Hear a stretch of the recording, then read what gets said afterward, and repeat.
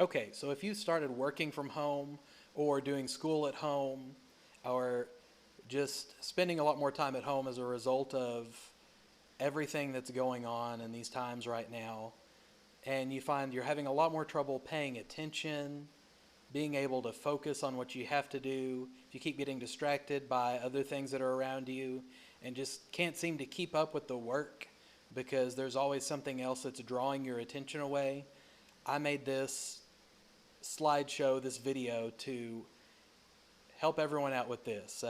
Teachers, students, parents, anyone that's working, having an issue with this. Hopefully this is something that can help. Called it Help I Can't Focus, and I don't think working from home is for me. Right now, a lot of us don't have an option on that. So a lot of this information is from Eric Jensen's blog. I've put the website there, jensenlearning.com. He's got a lot of great brain research and education information. So this is adapted from one of the blogs he recently put out, and it just has some good information. I've put in a lot of my own experiences, and hopefully this gives you some practical ways to help improve your attention and work better. So let's look at these questions. Do you get distracted often when you're trying to get work done for the day? When you start working, are you losing motivation really quickly? Do you often feel like you're always behind because you choose to do something other than the work that you know you're supposed to be doing? If you're answering yes to any of these questions, then pay attention. And I don't mean like you need to just listen better. That idea of paying attention is just forcing yourself to listen, do better. It doesn't really work, and a lot of y'all could tell me that long before making this video. So first we need to talk about what in the world is attention. So attention, simply put, it's your brain's ability to stop doing tasks that are unnecessary first. So if you have work to do and you keep checking your phone and you're on Facebook or on TikTok for 20, 30 minutes before you start working, how do you stop doing those tasks that aren't necessary at that time? Then re-engaging in the task at hand. So how do you get yourself to start doing that work and quit being distracted and getting yourself past that, sitting in front of the screen, staring at the work, waiting for something to come to you and get that motivation to go forward? And then how do you keep away the distractions that are always going to be there? How do you keep those away? So that is what attention is. Stopping unnecessary tasks, re-engaging what you should be doing, and keeping away the distractions that are going to come up. So there are actually two types of attention. Okay, two completely separate things. The first one of those is reflexive. So reflexive, just like if the doctor hits you in the knee and your leg swings, that's a reflex. Reflexive attention is that impulsive reaction to something that's happening in your environment. So the stuff you can't help but pay attention to.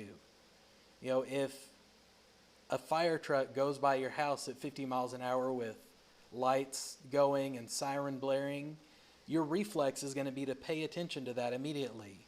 That's a lot of light, a lot of sound, and you know something important is happening because of that going by. So it's a reflex. You can't help but pay attention to that. If someone throws a paper airplane at you or a ball or something at you, you automatically pay attention to that because that's a, what if something dangerous is coming towards me? Your reflex is going to be to dodge that or pay attention to whatever that is. Or it could even be as simple as a really bad smell. If somebody was cooking something in the kitchen and forgot about it and it's burning, then the smell of that, that's a reflexive, it's going to draw your attention away because it might be saying you're in danger of something, any number of things, something's gone wrong. Your reflex is automatically to pay attention to that. So the second is going to be learned. Your learned attention is your brain choosing what is and what is not important. This is how you focus on doing work or how you do stuff at school. It's learned attention. Okay, it's you telling yourself that this is important, it needs to be done. So some examples are, if you're reading a book, you're choosing to be reading that book. You said, reading this book is important, it's something I should be doing right now, and so you're paying attention to that. For parents, it's like sitting down and paying bills. Even though you don't like paying bills, you got to sit down and get those taken care of. So paying your bills, that's a learned attention. You know that's important, so you're doing that. Even playing a video game could be considered learned attention. You've learned how to play the game. You're choosing to devote your attention to that instead of something else. You think about if you're playing video games, some of y'all that are serious gamers, you put on headphones, you're right in front of the TV, so the only thing that's in your field of vision is that TV. Your hands are engaged with the controller. You're immersed through the sound of it. So some of those things are all things that you set up naturally because you enjoy playing a video game and you want to be good at it. You've learned ways to help yourself in that. So this is going to be, some of it is going to be applying something similar to what you might do in a video game to help yourself be successful in that. So why does this matter? First of all, one of these is a part of your DNA. It means it's how you're wired, how every person is wired. You can't change it. And that's your reflexive. There are always going to be things that divert your attention. If someone throws a dodgeball at your head while you're playing video games, you're still going to notice that and react to it. Now your attention's going to come back to the video game pretty quickly, but your reflex is still to pay attention to that right then in that moment. The other one you can work on and improve, and that's your learned attention. So learned attention is what we're going to be looking at. How do I improve my learned attention, and how do I minimize the reflexive distractions that come up? So I want to give you 3 big practical things that you can do to help yourself pay attention, get more of your work done consistently, and feel better about it in the long run. So those 3 things are, and I've got pictures for all of them, that's great, right? 3 C's. First, check your environment. If your environment looks like my picture that's up here, cluttered, that's not a space where a whole lot of work's going to be getting done really well. Definitely you probably wouldn't be putting your best work forward. Creating a reason. So we're going to talk about how do I tell myself that this work is important and keep myself motivated through it. And the third one I talk a lot about in class is consistently training your brain. So making sure that your brain is at its place of peak performance. Being able to pay attention in the best ways possible. So first, let's look at our environment. When you're checking your environment, you want a place that has minimal distractions. Out here, I'm actually sitting out in my garage making this video because it's just the place where there are the fewest distractions around. There's a little bit of stuff in here, but none of that's really drawing away my attention. The space right around me right here is very cleared off. I made a place where I can stand up and do this video. But there are no noises. There's nothing that's going to come into this room. There's nothing that's going to move that's going to distract me right now in this time.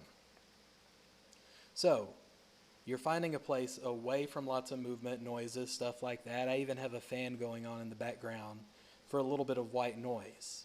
All those things are helping you to pay attention better. Make it a place that's different from where you relax or play games or sleep. If you ever noticed, if you're laying on your bed and trying to do schoolwork, you sort of lose motivation pretty quickly. So if you're sitting there laying down, your bed is where you sleep, so one of 2 things is going to happen. You're sitting on your bed doing work, playing games all the time. You've got the potential to cause yourself to have trouble sleeping because your brain says, okay, I'm here, it's time to do work, or it's time to play games. Or anytime you go to do your work, you're laying on your bed, you're going to lose motivation. You say, oh, I'm tired, I'm just going to lay down for a minute. And it takes you longer to get the work done, and you might not do as well on it. Next thing, like I said, less mess is less stress. So if you can have an area where everything's pretty well cleared off, the less clutter there is, the fewer things there are that can take your attention away. Okay, if you've got your phone sitting right there, if you've got TikTok up on your phone, if you've got Facebook up on the computer and a couple of games in the background on your computer, anytime you experience a little bit of a roadblock, you're going to go back to one of those things. Okay, or if the TV's in the background, or even if you just have a bunch of stuff.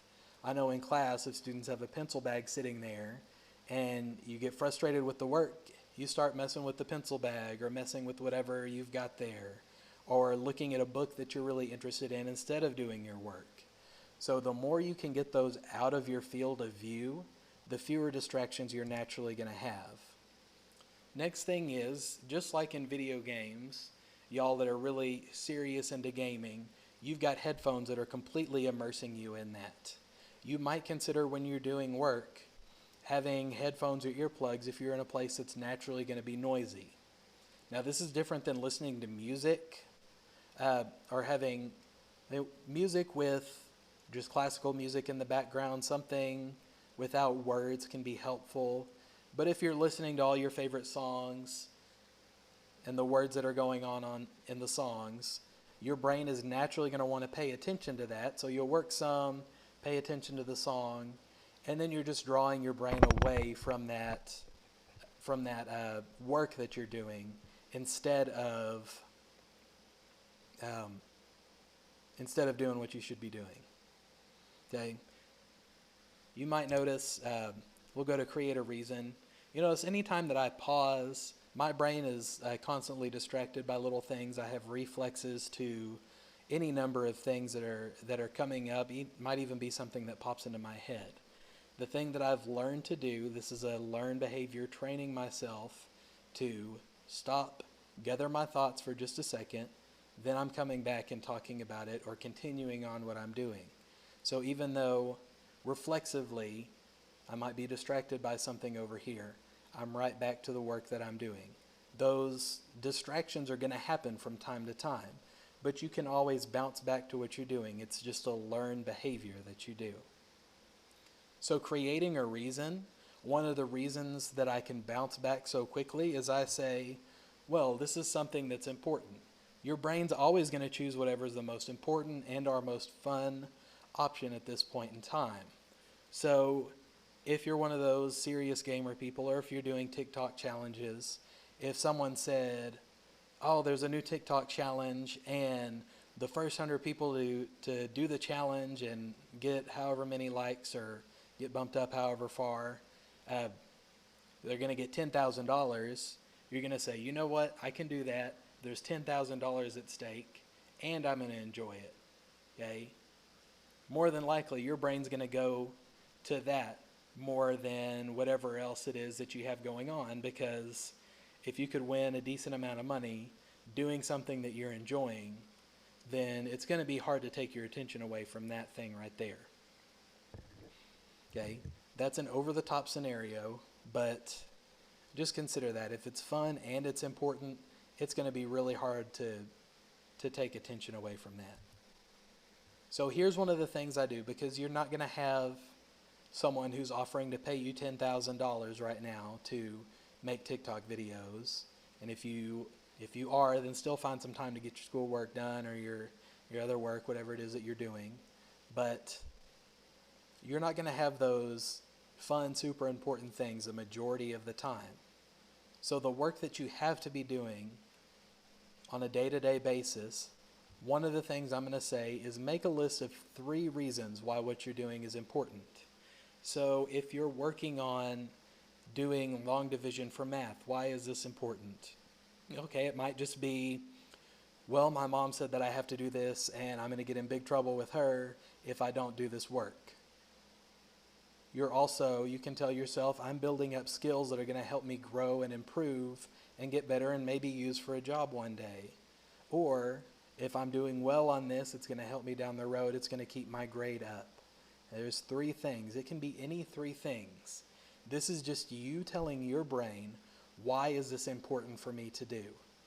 Okay, the reason that adults pay bills and check bank accounts regularly is because they've got kids to take care of, or they've got themselves to take care of.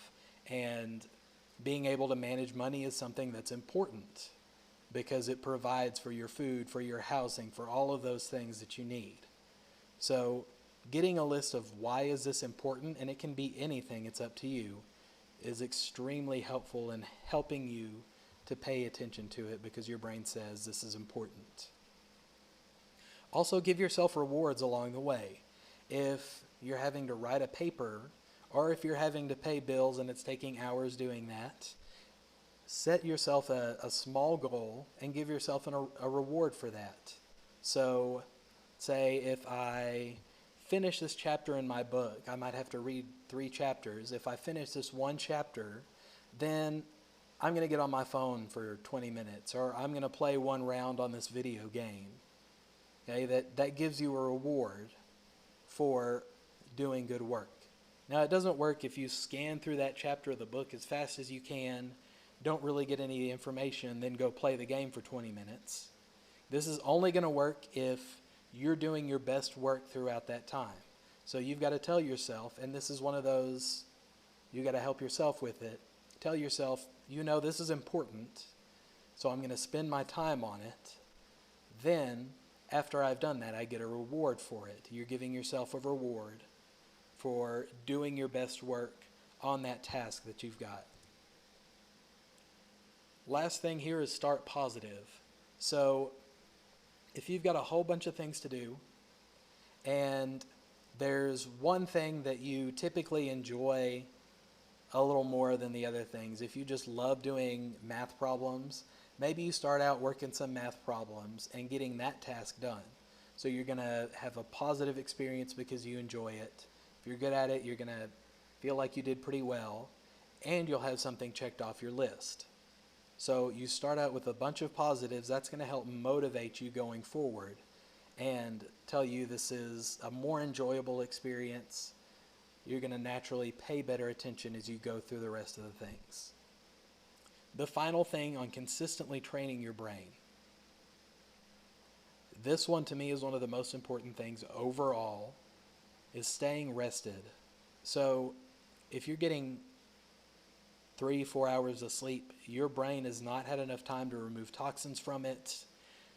You've not had enough to help you focus really well. Your brain's constantly going to be wanting to shut down and kind of have its time to reset.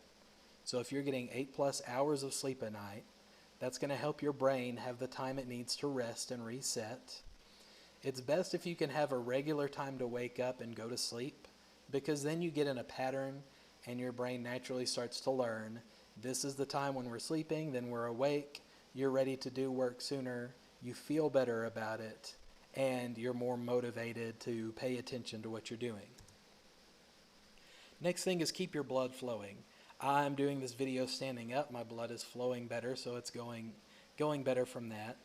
If you do jumping jacks, go for a walk first. If you just hop out of bed and start trying to do work, you're going to trail off pretty quickly. It's going to be a negative experience more than likely, and then it's going to be harder to get started again. But if you can get up, get yourself something to eat, walk around for a while, get your blood flowing. Okay, if you sit there for a long time, your brain has to have oxygen to be able to run. And your blood flow is bringing oxygen from your heart through the rest of your body up to your brain. So the more blood can be flowing, the more capacity you have to do work. Then just taking a minute to collect your thoughts. So at school, a lot of times we'll do different stretches, doing the crossing your arms, pulling them in like that, just taking time to breathe. Believe it or not, that helps to train your brain to collect your thoughts and then focus better. If you can clear out your brain, all of the clutter that's going on in there, kind of like if you can clear off the space around you, you're naturally going to focus better. Then check yourself at the end of the day. Basically, if you can just ask, how did I do on work today? What can I do better? Look back and say, okay, is there something I could have changed? Is there something I could have improved? How can I grow and make this a more positive experience, do better at it each and every day? Do all that, you'll grow and improve every single day, and you'll be setting yourself up for success throughout school, throughout work, and you'll get through whatever time, however long it is, working at home that you have. Y'all are doing awesome. Remember, jensenlearning.com is a great place to go for the blog that talks about all this information, any other information about brain research, how to learn, how to grow, things like that. It's a great resource to have. Okay, y'all are doing great. Have an awesome day.